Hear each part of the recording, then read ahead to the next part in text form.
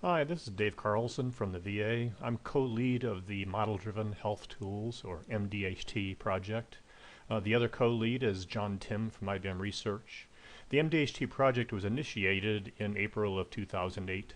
Our current focus is on the CDA design. We have broader goals for HL7 rim-based design, but CDA is where we're seeing a significant need, and we're pushing hard for a first release. We support the design, publishing of implementation guides, as well as generation of complete production quality Java code. We're working through a series of milestones and planning a release toward the end of this year. The Boca chart, let me focus on the center in the beginning. The content of our project has four key areas: authoring, publishing, implementation guides for CDA, validating that CDA instances are conformant against those implementation guide rules, and then generating complete Java runtime libraries with domain-specific APIs based upon the models. All of the underlying design for this is making use of UML models, so the CDA implementation guide and the templates are a series of classes in a fully compliant UML 2.0 library model, and the implementation is generated using the Eclipse modeling framework. During the past quarter since the previous OHT board meeting, we've added support for modeling code system and value set metadata to assist us both in design as well as generation of runtime validation. We've got additional support for extending the Eclipse XML editor to allow XML instances to be validated against the CDA rules, which go beyond XML structure and make use of the constraints designed in the model. We've also contributed from Dan Ford, new committed to our project from IBM Research. Dan has created a JUnit test suite for testing that the generated Java code for the models actually runs each of the validation tests and ensures that they do what they were intended to do. From deleted and changed, we had a broader scope for rim-based tools, support HL7 design. That's still in our broader plan, but we've descoped for this 1.0 release to the development of the integration with the static model designer with UML to support transformation between the models, but we've descoped some of the broader goals for a future release. Our milestones right now, we've just released a milestone 5. We're planning milestones 6 and 7 for the summer and fall. Our 1.0 release candidate for November, and are planning for a 1.0 release in January 2011. For packaging, we have a complete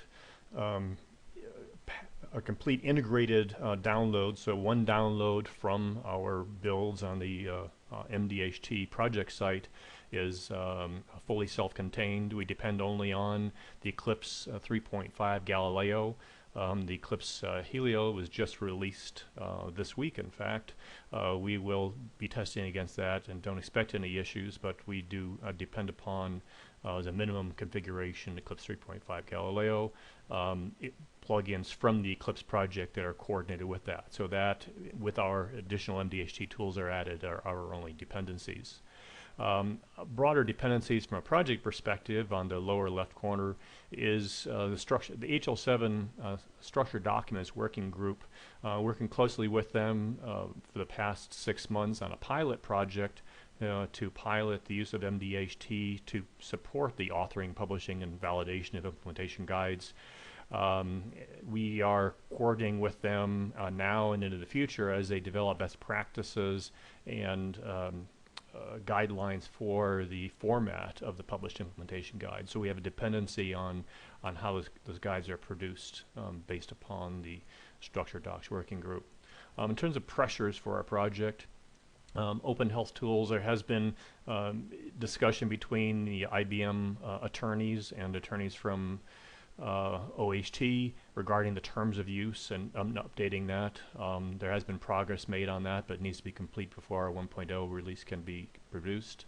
We still have a need for terminology services for discovering value sets and code systems, and also for validating at runtime CDA instances against the value set and terminology constraints. This has been one of our pressures for the past at least 3 board meetings. It remains a longer term pressure, although as we described on the upper right hand corner, we've added some basic support for importing metadata, still a broader need for complete support. Extending our approach to support HL7 v3 model, and that's the RIM-based tools I described a moment ago. We still have a pressure to provide a complete support for RIM v3 modeling. We do expect and have had considerable design discussion on how our CDA tooling design can be extended and generalized to v3, but it's a pressure for future. Finally, the HL7 Structured Documents Workgroup, that project, the pilot project, which was concluded in the first phase in May, is now planning a second phase. So from a pressure is to define the expected outcome and next steps, and that work is underway now. And then the arrow chart is really a rolling math plan. So we put this together from the current point forward. We just released the 5th milestone, or planning milestone 6 and 7. Release candidate, which should be a complete feature and code freeze, focus on final review of our users, producing documentation, and then planning for the release in January 2011. I should comment at this point also that we have a number of very active users of the CDA design tools, and particularly from the implementation, those working with our generated Java libraries for CCD, IHE, and HITSP. Familiar with the HITSP C32, C83, that's where the key interest lies as content within NHIN exchange integrations. We have a number of users who are very actively working with our milestones and are proceeding to integrate it with production systems. So I'm very pleased to have that user base.